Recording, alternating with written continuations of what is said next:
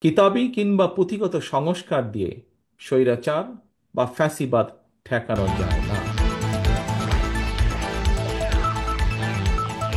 প্রিয় উপস্থিতিবৃন্দ, প্রিয় রাজনৈতিক সহকর্মীবৃন্দ, দেশ এবং জনগণের স্বাধীনতা সুরক্ষিত এবং সুসংহত রাখতে হলে নাগরিকদের রাজনৈতিক এবং অর্থনৈতিক ক্ষমতায়ন নিশ্চিত করাটাই হতে হবে প্রধান অগ্রাধিকার। জনগণের রাজনৈতিক ক্ষমতায়নের অন্যতম পূর্ব শর্ত হচ্ছে স্বাধীনভাবে প্রতিটি নাগরিকের স্বাধীনভাবে ভোট প্রয়োগের নিশ্চয়তা বিধান। স্থানীয় সরকার থেকে জাতীয় সংসদ পর্যন্ত প্রতিটি স্তরে নাগরিকদের প্রত্যক্ষ ভোটে জনপ্রতিনিধি নির্বাচনের গণতান্ত্রিক রীতি প্রতিষ্ঠিত করা গেলে যারা জনপ্রতিনিধি হতে চান তাদেরকে নিশ্চিতভাবে জনগণের রায়ের মুখোপেক্ষী করে দেওয়া সম্ভব হবে। নাগরিকদের রাজনৈতিক ক্ষমতায়ন নিশ্চিত হতে থাকবে ধীরে ধীরে।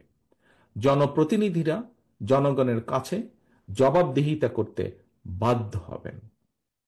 কারণ আমাদের মনে রাখা প্রয়োজন মনে হয়, কিতাবি কিংবা পুঁথিগত সংস্কার দিয়ে স্বৈরাচার বা ফ্যাসিবাদ ঠেকানো যায় না।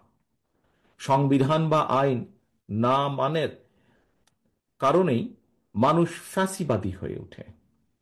জনগণকে রাজনৈতিক এবং অর্থনৈতিক ক্ষমতা নিশ্চিত করা না গেলে শেষ পর্যন্ত কোনো সংস্কারই বোধহয় টেকসই হয় না।